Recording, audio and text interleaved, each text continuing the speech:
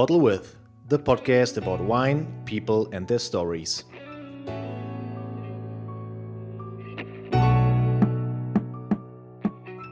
Already a subscriber? Subscribe A Bottle With now on Spotify and Apple Podcasts. Bonjour, ladies and gentlemen. Today for a new episode of A Bottle With. Today a very, very special one because I have a super exciting guest from France. Today is a very international episode because it's in English first, and also I'm sitting in Sardinia or on the island of Sardinia in Italy, and my dear guest is sitting in Reims in the area of there he is with a view on the Maison. And he's sitting in Reims in the Champagne area of France, and I'm super excited because he's one of the most busy guys I think out there. He's not just an icon in Champagne; he's also an icon and a role model in the world of wine. And I'm super happy and thankful that he took his time. A very, very warm welcome, Monsieur Olivier Krug. Bonjour, Björn. Nice to be with you. Thank you very much, Olivier. So first, I think everybody who's deeper in the topic of wine and champagne knows you, but maybe some sentence about you as a person. My name is Olivier Krug. I am 53. I was born 50 meters from here. And I had Krug on my lips the day I was born, which makes me one of the very few who forgot his first Krug because I was a baby. And you know, usually most people remember the first time they had Krug. Of course. My role at Krug is to be the house director. I have two main hats. One of them is to be a member of the tasting committee and, of course, participate to the connection, the relationship with the growers. And my other hat is to travel the world. Well, usually, not at the moment, is to travel the world and meet the Krug lover and help Krug to be, hopefully, even more exciting. Perfect. You just said it. Usually you are traveling a lot. Same for me. How did Olivier Krug survived, or not survive, but how does he manage the lockdown, and also how does Corona or COVID influence the whole setup, the team, the work? The other day I was cleaning my desk and I found a document that we shared with the team the day following the lockdown. We had a big meeting to say, how can we connect to people? And one of us said, let's create some e-connection. And we created kind of e-event called Krug Connect. And in the last 4 months, myself, but not only myself, but Maggie, our CEO, Julie Caville, our cellar master, we visited 27 countries. Can you believe that? Wow. 27 countries in 4 months. We met 7,000 people. Imagine, I mean, there are not 7,000 people coming to Krug every year. So we met like twice or 3 times more people than the total of people who come to Krug every year. We opened a few bottles, and of course that made the delight of my wife and my daughter, because sometimes they had to finish my bottles at home. We had some very good moments, very good moments. Of course, we met the teams, the people who represent Krug all over the world. We met the Krug ambassade. I talked to sommeliers, chefs, retailers, and we even reached that point when we had some events with Krug lovers. So whether we send them a bottle of the new 168th edition of Grand Cuvée, whether in some cases we had bring your own. I know you follow me on Instagram, so you know what it is. Yes. People brought or opened from home their own beloved Krug. And some of them had some very special bottle. I remember one of them brought a Krug Clos du Ménil 1982, wow. And that was fun. Wow, sounds like fun, definitely. So usually the concept is that my guest and I'm sharing a bottle of wine. That's because it's called A Bottle With. But of course, sometimes, especially during Corona, it's kind of difficult. But I think the perfect bottle would be a Grand Cuvée if we would sit together. So maybe you can remember in end of April this year, I got a box from Moet Hennessy, and I was very happy to have the new 168 edition of the Krug Grand Cuvée. And we had a Zoom tasting together with you, and we shared it with I shared the bottle with my friend Robert, and yeah, you gave us some expertise about the wine, about the assemblage, and I have two questions for the Grand Cuvée. First, can you give us a short overview about the new edition, and what does the Grand Cuvée mean for Krug? What does it stand for? Maybe I could start with the second question. Of course. Grand Cuvée is Krug. When my great-great-great-grandfather Joseph Krug started Krug, his idea was to offer a type of champagne that did not really exist, because you don't need to know, because you know already, but in champagne you have to wait for a good year to have a good champagne. Yeah. And then these champagnes are vintages. So when you have a vintage on the label, it's almost like a stamp telling you this comes from a great year, this is a good champagne. In other years, the quality is more uneven. And what my great-great-great-grandfather Joseph Krug wanted to create was a champagne that would aim for the best possible quality every year, but also a champagne that would not rely on a specific year, because a specific year is never the same, and you don't have great years every year. So he put himself in a situation to create every year a champagne that would offer what we call the most generous expression of champagne, the fullest expression of champagne, not the color or the music of one year, but the music of all the years in the same room. Funny enough, last night, very late, I watched zapping on TV, and I found a program talking about the Rite of Spring from Stravinsky and the way he built that music. And it was very interesting because the musician or the conductor was asking each part of the musicians to play. And all of them are like a sonata, outstanding. And at the end, what happened is they were asked to play all together. And this is where the chef de cave, the cellar master, is a genius, because the chef de cave has to fine-tune the role of everyone without asking one to shut up. Everyone has to talk. Yeah. You know, when you make a non-vintage, you ask the year to shut up, and you cover with reserve wines to have something consistent. Therefore, you cover the charisma. When we make Grand Cuvée, we ask all the charismatic members from all the years to express themselves, which makes Grand Cuvée such an explosion of flavors. Okay. The 68th edition is very simply the 168th time in a row every year that we have recreated the dream of Joseph Krug. And it's very interesting, because when he started, he had this feeling that he could do something thanks to the huge potential we have in Champagne from individuality. You know, we have 280 different plots in Champagne. If we can put ourselves in a position to isolate each of the plots supplying grapes to the house, we will have as many base wines, as many nuances. And this is what Joseph decided to do. This is what he wrote in a diary in 1848. We've seen this last time. And based on that, Joseph is in a position, or we are in a position at Krug, to find very interesting elements every year. Sometimes we have too many, so we can put some of them aside. And when we don't have enough, we go back to the past, and we find from the reserve wines, we find members that can add to the composition what is missing. So the 168th time we made it was after the year 2012, which, funny enough, was a beautiful year, but a very challenging blend. And you know already why, but people, Olivier, I don't understand. How can you have a challenge when the year is so beautiful, so charismatic? And the chef de cave would tell you, because it was too charismatic. What do you mean too charismatic? Well, I had in front of me 250 musicians who all wanted to join the orchestra. And I don't have space for all of them.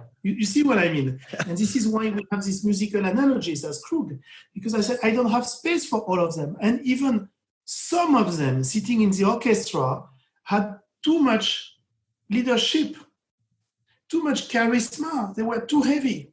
And this is why I had to go back to lots of reserves, older musicians, to bring the finesse, the elegance, the freshness that was, in a way, missing a little bit from 2012. And we went through 11 different years to recreate this champagne. I mean, think about that. In your bottle of 168 edition, you have 191 different wines, 191 ingredients from 11 different years. The oldest one being from 1996, which, as most champagne lovers know, was a year with a lot of energy and freshness. Yes. So this is coming to the market now that you loved, I heard. Yet, and that's also the funny thing, because there are some editions which are more popular and more loved than others. That's of course because of the basic years and which wines went into this assemblage. If you need to pick one edition, which would it be? Me, I think there is no favorite, and this is what makes Krug interesting. Of course, you have some people, they want to shortcut. They say, oh, since the main year in the blend was a good year, it has to be better. This is not true. And I have a few examples, especially Grand Cuvée 157th edition, which was the Grand Cuvée we made after the year 2001, which was a bad year, a difficult year. In blind tasting, every time we served some blind Grand Cuvée, the Grand Cuvée people picked. If we had told them before, oh, this is made on a difficult year, people would have said, oh, this one is weak. Same story with, I think, the fascinating 159th edition, which was made after the year 2003. And most people, at least in Europe, remember 2003. We had the heat wave, no water, it was dry, so hot. And of course, the quality of the grapes suffered from this extreme weather. And we, at Krug, we are one of the very few houses that made a vintage in 2003, which was not only surprising, but it was surprising because it was delicious, and it was even more surprising because it was fresh and vibrant, while most people would expect 2003 to be a bit heavy and too strong. And so some people might have thought, oh, maybe they use the heavy wines in Grand Cuvée. And recently, a few weeks ago, we had a bottle of 159th edition whose youngest wine is 2003, and people fell from their chair because it was beautiful. So what is interesting with Krug, and what I want to achieve is that I want people to understand that there is no superior or inferior edition. This is what, by the way, what Krug is all about. When Joseph started, his idea was, I want to be in a position to offer the very best, everything, every year, whatever the best year. And this is what makes Krug, I think, super exciting. Good guy, Joseph. Good guy. Yeah, good guy. I don't know where he was coming from. I'm not sure. No, I don't know. I read something, but don't know. You already Minds. Minds, maybe. You already talked about music, and for the people out there, at some point when you're drinking wine and you're loving wine and champagne, you need to buy or get a bottle of Krug, and then you cool it down and you enjoy it with your friends. And while enjoying, you turn around the bottle and you see kind of code, and it's called the Krug ID. And you can insert this ID into on the website or on the Krug app, and then you will get an overview about this particular bottle, what wines are in it, what vintages, the oldest one, the youngest one, the dominating vintage. And also you get usually you get a food pairing, but at Krug you get a music pairing. What's it about? Of course. I think it's exactly the same principle. I usually tell people, if you food pairing is when the chef, after tasting, selects or creates a dish that will dialogue with the champagne. It's a dialogue. Okay. Music pairing is exactly the same. We give the tasting to a chef of music, a musician.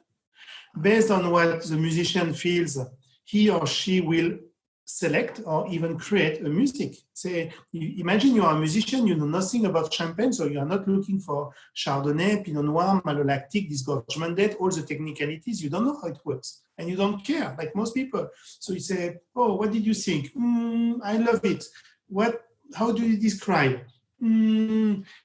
Olivier, if that was a music, that would be ta ta ta ta ta." And based on that, people will tell you that some years with lots of elegance, freshness, purity are probably better expressed with violins or flutes, while a big, rich year with Pinot Noir might be a bass or a trombone.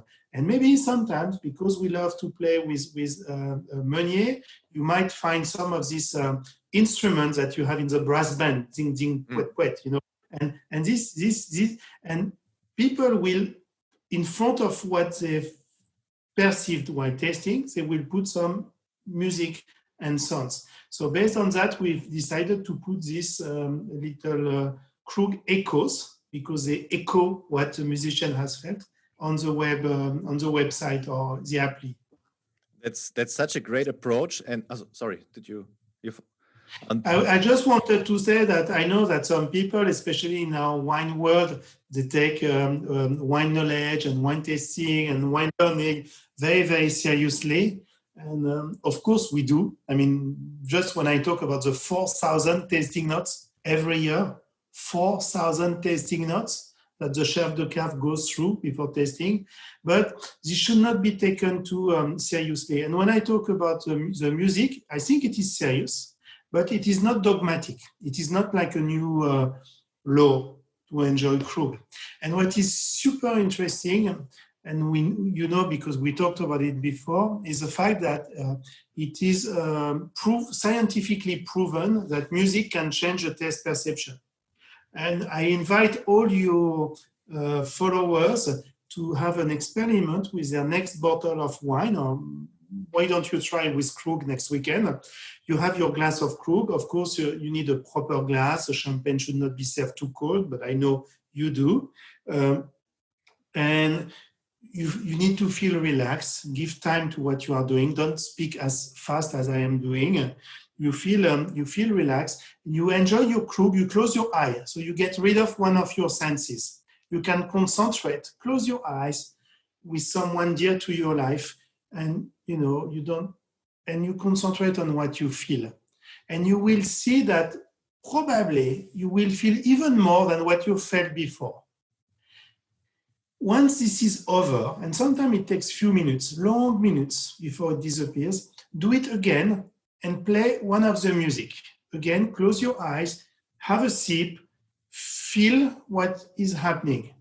And you will see that because of the music, because of the way the music influences, or not influences, but influences your brain, what you will feel might be deeper, stronger, more precise, longer, etc. And it works in almost all the cases. If it doesn't work, it's because someone doesn't want it to work. It doesn't feel ready to, which I understand. I know sometimes in our industry, when you are a wine or champagne lover, you don't want to have something else. You just want to taste, like technically. But if you add music to your technical tasting, you go even further. That's such a great and also creative approach. I love it. I did the same, not with music, but with colors. So I was in a white booth and had different wines, and then the whole booth was totally red, blue, green, and the wines were totally different. And it's kind of similar. And yeah, usually the question I wanted to ask you was, of course, Krug is such a creative and also strong brand. What makes it so unique? But you already told us how unique it is in terms of making these beauties in the cellar. It's full of detail, but think about it. We are in the 1840s, a long time, a very long time ago. There is no science. Nature is very out of control. You know, you don't harvest every year. It's very difficult. And Joseph Krug, suddenly, this guy says, you know, I don't want nature to tell me when I have a good year, a good bottle. So I want to be in a position to offer the very best, because champagne is about pleasure every year.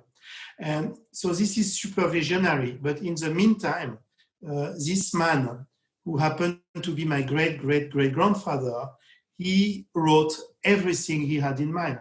And he had two main principles. The first one was the fact that you should be obsessed by detail. And he said something. He said, one cannot obtain a good wine without using good elements from good origin. It sounds obvious. But he said, since you are blending, sometimes when you blend different elements, despite you kept some element of lesser quality, one or two, you might succeed. But you should never rely on that. Because every time you compromise, you take the risk to fail and to lose your reputation. This is, and you know, because if you come to Krug, we could spend hours or maybe days just going through all the details behind a bottle of Krug. The second thing he said, besides this obsession to detail, was the fact that une bonne maison, a good house, should have no hierarchy between the champagnes, no vintage, non-vintage. We should have only the very best. And he had in mind only two champagnes, champagne number one, which is Grand Cuvée, and champagne number two, depending on the circumstances of the year, to tell the story of the year. Okay, to the others, we'll come back later, maybe. Okay. So you are, it's Maison Krug, and so for a maison, you are quite small. I think your output is about 500,000 bottles, like this, roundabout. So, and then I'm in the Champagne region very often, and I'm also visiting the small ones, the growers, which are just producing 10,000, 12,000, 15,000 bottles. And what is your view on this thing with, it's not maybe not just two worlds or conflict, but you have the big maisons producing millions of bottles, and then you have the small guys, the growers. What is your view on this, your opinion on these two different approaches? I think it is fantastic. This is part of the richness of champagne. I think you find great champagnes in the two families, the growers and the maison and the houses. What matters for me is not to be a grower or to maison. What matters is to do the best possible things you can do. So when you are a grower, you usually rely on a small territory. So if your territory is not perfect, you are out of the game. So it's very challenging to reach perfection often or every year. But when you reach perfection, sometimes it is very precise, very expressive, beautiful, and personally I find it extremely interesting. Especially for wine lover. I think it's more like a wine geek type of approach. What does this terroir offers in terms of wine? And honestly, personally, I love doing that, and I have a lot of friends whose name you know very well. On the other hand, when you are a maison, and let's take Krug, which is the most, I believe, extreme maison in terms of the number of wines, places and years that we are using. Again, I said before, 198 wines in Grand Cuvée, the current Grand Cuvée from 11 different years. So 3 types of grapes. I don't even know how many plots. This is crazy. And this is another expression of excellence, because when you want to have excellence with 250 sources of supply, it is crazy. Imagine a 3-star chef that goes to 250 different suppliers. Ingredients, and test all of them. Because at Krug, the 250 plots we have selected will make a base wine. So we have 250 samples to test. And each of them will be tested twice, which means 500 samples. And it will be tested twice by 6 people, at least, the testing committee led by Julie Caville. And so each 500 times 6 makes 3,000 testing notes only for the base year. 3,000 testing notes. This is just mad. And so based on that, I mean, each wine will have 12 to 15 testing notes.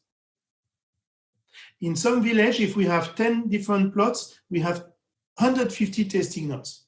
So when Julie selects one element, one of the 198 elements in the blend, she knows exactly why. And besides that, we have all the reserve. So this is why the first sentence of Joseph Krug is so visionary. He said, okay, we are going to create something that doesn't exist, which, by the way, has never been copied, a champagne that allows every single instrument.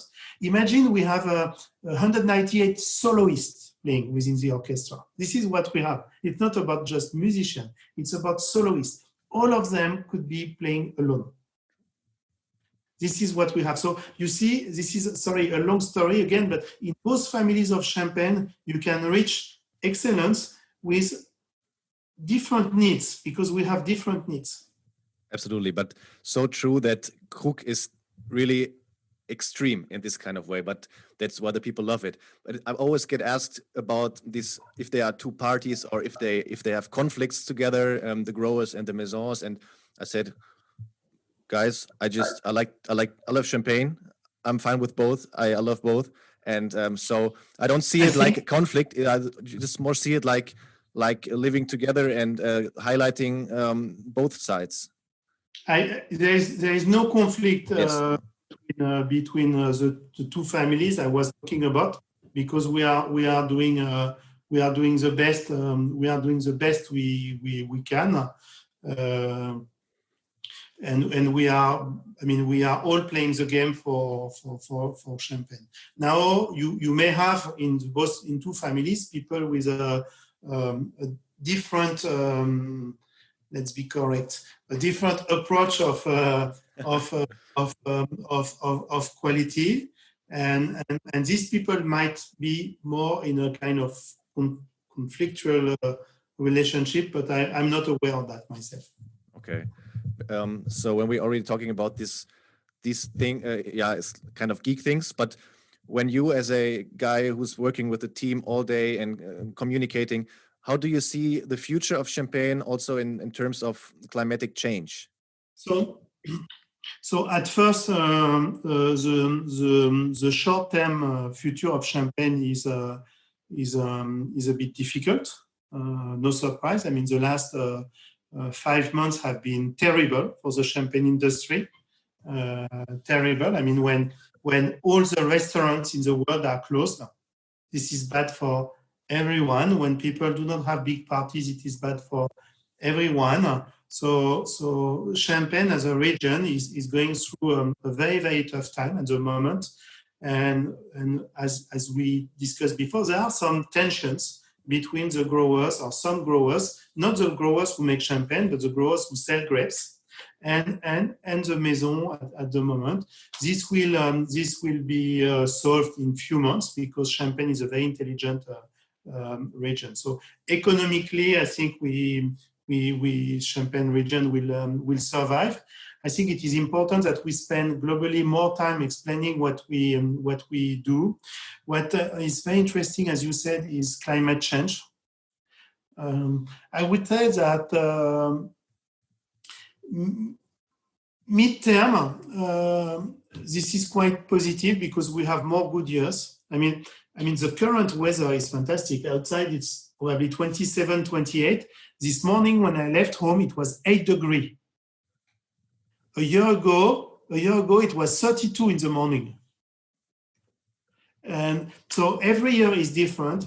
And I think there is more than a need, there is an obligation to understand the terroir.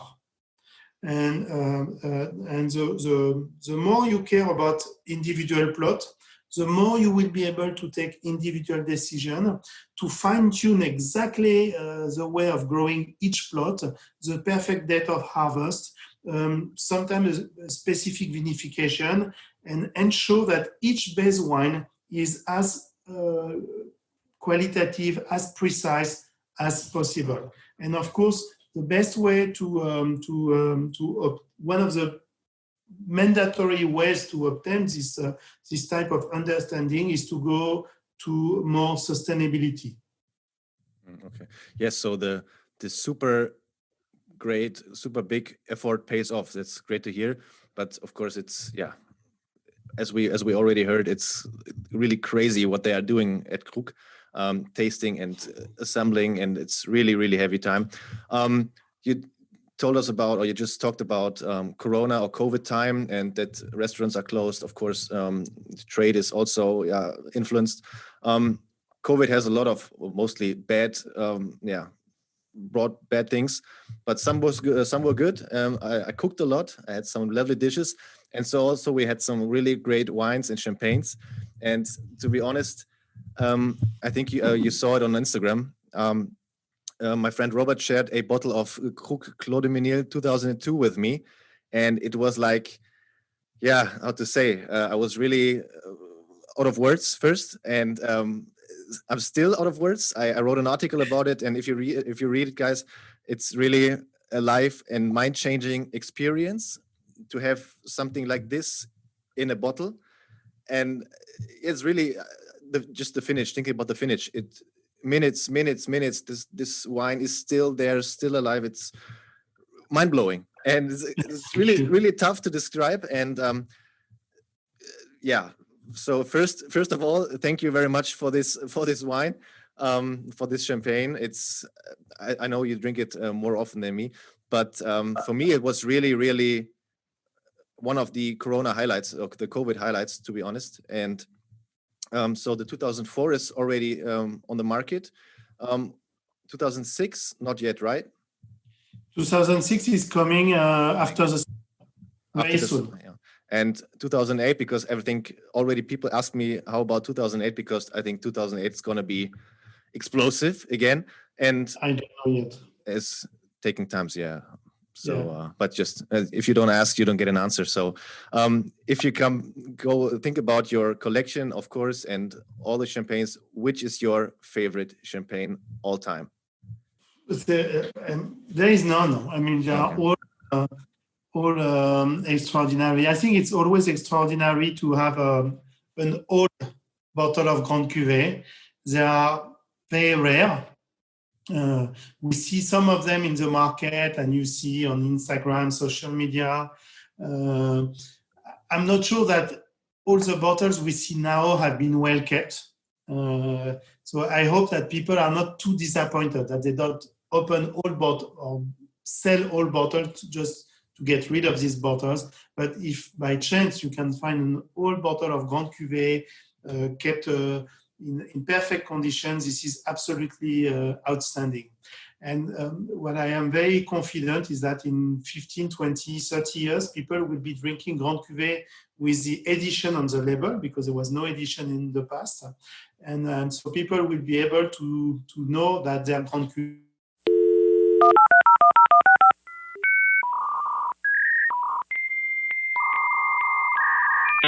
Oops, Wi-Fi problems. Thank you very much for this one. I hope I got the whole answer.